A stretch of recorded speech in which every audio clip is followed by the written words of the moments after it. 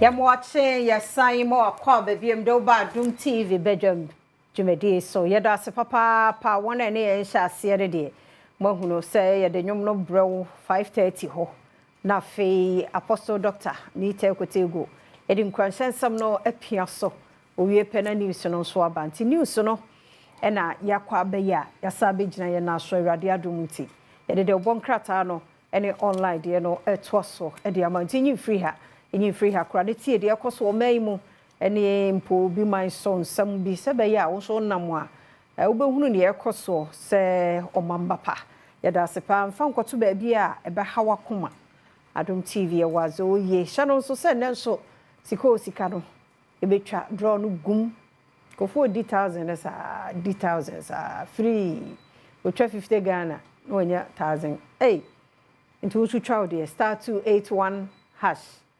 *281# option 4 so so twagum na kwasi boadi ba agokansie no first draw wo ho kwasi dia asemidi kan ba second draw wo ho ene kwasi giram na pensem na third draw ni nyina 1000 tie bia na ye order start ye nyina woni bi da bia na ne ye order bi dia fia amankwa tamaklo ye ma radio fosifo ache shonkokura mene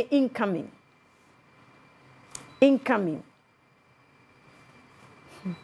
Bismarck akwasinsi aboate ene gina ha ene ne top ne top ene wo top me mo ache mo akwa abai o waka ho e ba kra ka che dada top no eja wom boko de Adom ene ahumobro ye kamfu inu akafi abedas de ja fans na wo keka wo chire ayi ne pame ni pe ya level up betila level up na aya de pa wo time obi ampa matari bi level up na ono o wa f ele so training microphone so ora bebre no so woncha won nsem okay ayire so aboso mi ensansia na oja akwa na akọ no bi ufraba sa oso ni mra one microphone be ye adwuma fere oso bi etimi gino onso nye bibi etimi akrakra sa oya ti enkwa no me smart na me mankwa no opamon o re wopam ba so ni dare won pam bi mame ero so jesi abusa kwasi ebi awo je nkanfo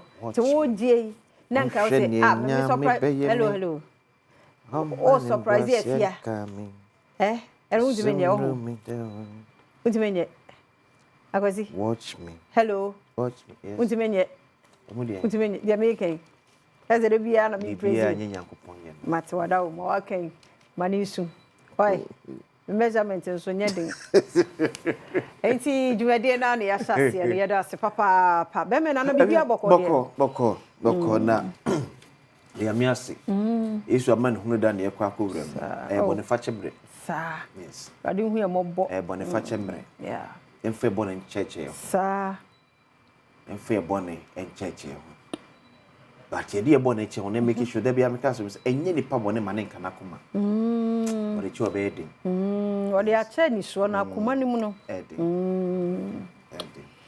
sa no so hwe ni ne osen Yesu Kristo sabenkum so osen wiane so na wait me nyo so ai mamanko asmo kan Yesu ya so ni agenkwa na so ni agenkwa na obu nipa na nimtie nyene bone bi nyene mu na mu ye bi enu mi ni enfom so ye sim 20 no be oje na se bo anya hwe spede so anya hwe am wase a o se wie agya bone so want me nya asenwa ya himema anko no ti nyiri pa bone mane kana koma nipa bone be kana koma oba okoko efia ne oye mempe e mane nko ese ohuro o de ni bire be prawo why yen fe bone nche sa yesu sun twensem fa nko yemu pe bebre nsu ni magro de efia udi dia no afa no work up no afa no work up sam ko fo so pepe huro apa o chiri huro pe huro fo unim sa agro dia so twen ho sa traba ebidin ewi aso anka se ni pa wan ko bunsam jem sa unim sa agro dia untimi ni pa ni agro nste na se wo bi kakra bi a na de obuafu utimi huru obi a won kawe na de bi kakra bi pia wa na ewi aso mbra na wiye ena mo so amodi mood free free ne ba no se ene na niji oso obi ene je ne wura wo oso obi wura ye ntena wi asesa nyam no na tu fie woni ji na so ho na mitimi mo ni nyin ka ho a emfa ma me so Sa na awra wu amfa mame so. Toro pese nani nani age a wo sre obia asre. Omuna nso de a. Wo so obia mu na da bi. Ewiase nya ode a. Wo de enam so mo hye. To obia ntra ne diem. Na obia akona na so diem. Sa. Ye ndodo ye ho. Ye nye hwe ye fiade a na enu na sana tem na obia agem na okọ. Odo ye ndodo ye ho sa. Odo ni akọ. Why? Afia ade da o yamani anso kra then we move ne so mu sa mi wa afia nso nim na wo dwen ho hu so so te hu so bp na ekoso sa na mani nyina o because nipa na wo dwen ho no ono onim mbo onim ne onim sa na o yo na normal na adwen mpo nso ni ho enko so bone kra de e bia wa yo offended wa ade bi o ye na wo show no hu bia no tape o na ye ma show we na BP kwa na ekoso ukura memba ye no adwan wo yes enu aso NDC for ne press conference wa Santimampo e de chopa ko man nananom se ne nananom ka kire na in fact e bo be se anopa be nondu empem kodu ba ko no maye se na mo up to awia to wo mu ye nentem party pen for do mo agim se sin to be a baby nanam ne Santimampo kro no e se ya se ne mo no na ebufuo Ese wasa ne am. This is say ye. Sa sika bi anke de ba ma. Ese ye de ba be ye ko papa. Obi ameka nipa o say no introduce. Can you imagine? So, amo mo introduce na sa de. Tamanfo eni omsika top plastic chairs ye si party office. Odi ebufu akwa se. Na ka fa akwa fa kofie. Aseno. Oh, na kwa wo ba afa so mo. Otwegya atuma se. Omi anya careful. Me anya careful. Ye nkura yakoma. Ensem ni bi emu oya na watwe ho boko so de kwasi kan yi. Dan se wan hwa be ye bibi na be ye wanu ho. Minu mi hu ya nkan so de. Adro nwi ani ho. Ti mo mi anya hwe ye ne ya. Obi ne baba akopɛ. Ne baba akopo na wo anka be. Onye. Ode na che ye nkwa. Enye onu a kaba na abobi ache ya we dadada. Ti ya mo mi anka aje nkwa ne wo. Na no na ama ye mfaso yi. Ayi ti me kɔ bai. So sorry waka say rade me da se de.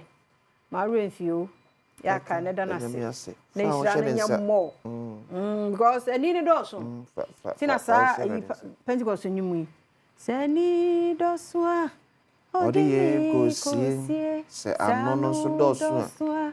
Odi ye kosie. Awona na twen wo no. E ka sa na ye di ma no. Where's na de? Your boy your own kwaso. Na mi sra pa nyumu. Ya me ne wo ye fia. Tiadomonline.com senior Tamale account for bulk of Netco's power losses. Energy Minister. Wow. O my de Tamale. Say enkania wo do na ye to aye ntimi nyije hu sika no. Ye Tamale na. So mo no northern side. Omo Netco mom ni ECG. Tamale fon so man for ye ntwemfamu pa. Ntwemfamu pa. Ghana. Sa ntwemfamu na capital ne mo. Obia pe esimu ada. Obia so pe esimu be otua. Aso ntua. Na ye wo form no ye the building na obia so. Serious o. Ye kan obi nti na da bi ye toto nkane abuom. ECG for so kan because ye gigi scan ye. Obi enipa di bone kire ye di ntwa so. Because obi wa adwuma no mu a ono e shift ne ma call no ne side. Nti enko aban no hoda. New meter na aba no. Up to now ye nyanya how with me afa so illegal connection. Ba onim sa manfo be hye ECG a omusua. Na so omo de e omo ade a. Bibi e koso bia omo. Ya me hu ni bababo. Na ne nipa hye ho no mu a wo su ni de nyina so kɔ adwuma no pa wi akosi adwuma na e kwabro be fa so betimi aye illegal. Odidi na adwuma ho. No de ato ma nkrofo. Odidi na adwuma ho. ECG to no se to. Ya raho. Omo ye bibisa etua sa unim se utua utua even Ghana water unim se utua no se to na se enko ho na wie no asa ba bechia bi mi wa hu se wo ECG office wo unim se wo water for office e na wo ye so o me anya careful ada na utimi ebu obisa and meet the incoming Grand Master of the Grand Lodge of Ghana dia Lodge for penny pa. Ya pound. Okay. Unko ko say go ndi o. Baby, na me won na qualify. Wo mu dada. Baby, obi we na. O me qualify. Obia ti me join. Obia story ni mu a. Na se bia wa bia chemi mu e. Ana woni je ho so be join. Mimie. Woni je ho so be join. Mimie. That was so. Me ka say me man kwa na join. Yeah man kwai.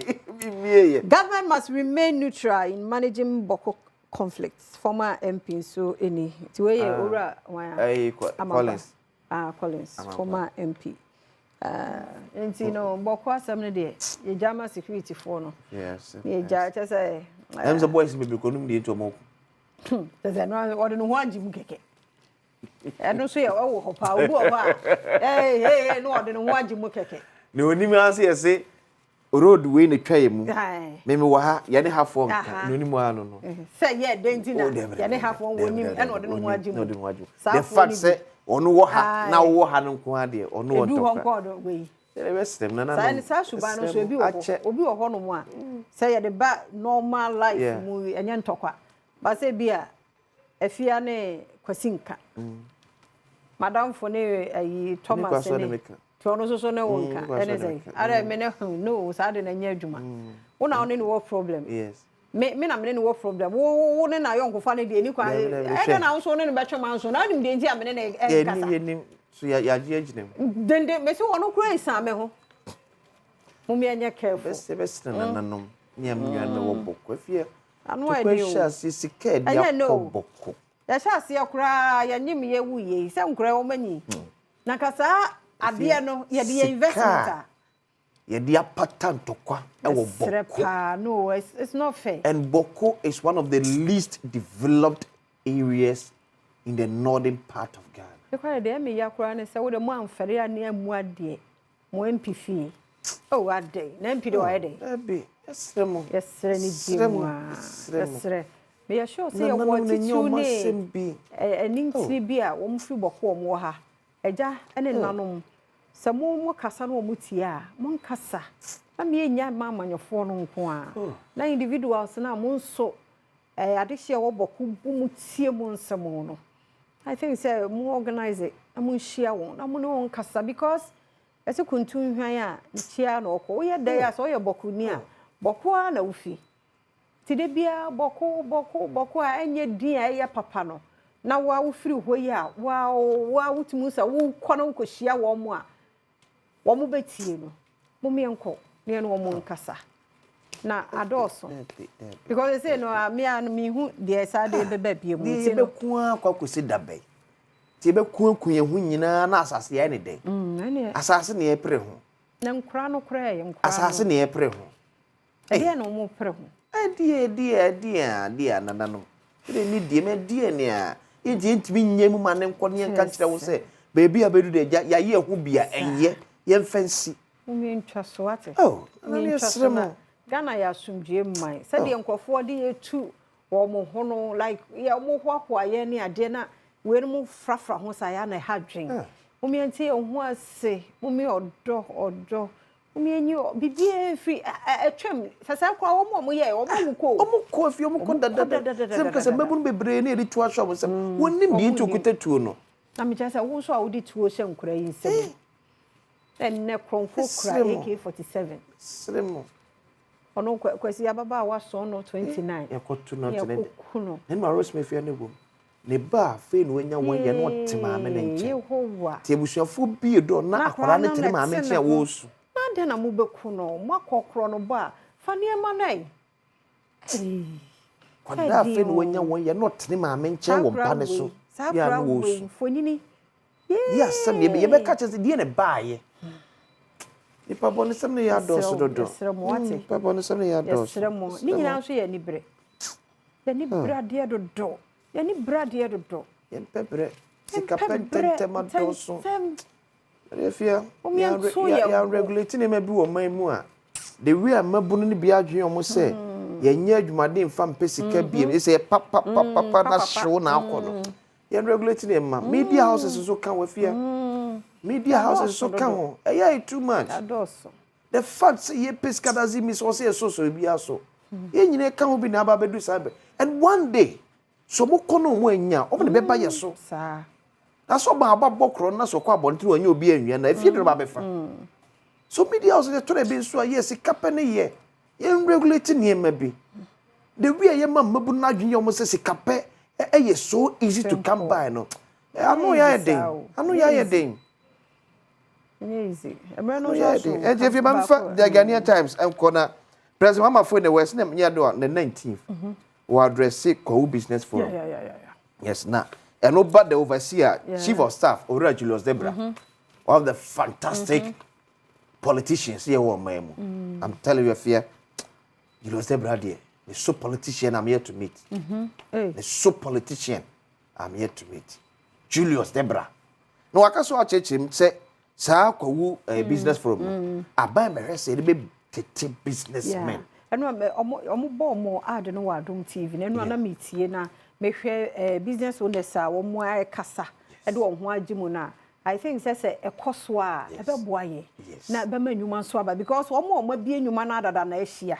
e de wo mo kire na mo na ye tumufo mo ka che wo so mo de ayi 2 cedi 30% e sha ase na mo te wo esre wo mo no ya na mo refi say 1993 bi 1998 bi na yesika na nya say enti say wo convert sa year no de ba na say netie mo hu ne sa atwetwe ni ayi 10 million 10 million sika ka ona na wa hu bi da no de wuye tini ba no be ka so the 1000 start the juma so mo boa mo ka no crunch say o mo ku nipa koku bi enye izo o mo nipa chef from mo chef it's possible na wo 50,000 enye no kre ene obi si me ohuru kuko wo si enye no kre bibia anya no kre enye na no kre bibia anya no kre o mo side mo amaba se na mo di AI epsika die manya bio but you fancy here wadaroma you fancy here ya da sepa radio fosufo ya chia mo mo ache ya da mo ase to badomonline.com by wo ho ye kwei agudie mo nsam rekese rubodi kejuwa na nkasa eto asodro no beba sika *281# option 4 no etwagum na fe health tips wiki mu na yem protect yen little lungs and nkra no susufo so no nidi eyampe hadwen wo bani dia na hadwen by enforce no wan hwa wo force no enwura ba bia wo se aduane ne fa na etre kofa ne lungs mu na ekọ block ne home na fe den sem fofo ba yentie sam komoyi na wo twi na ye wie pe asemidika ahosepe beba asemidika interview ba ku mienu bi na fe pensem mu to koso ma fide ne na ha yedase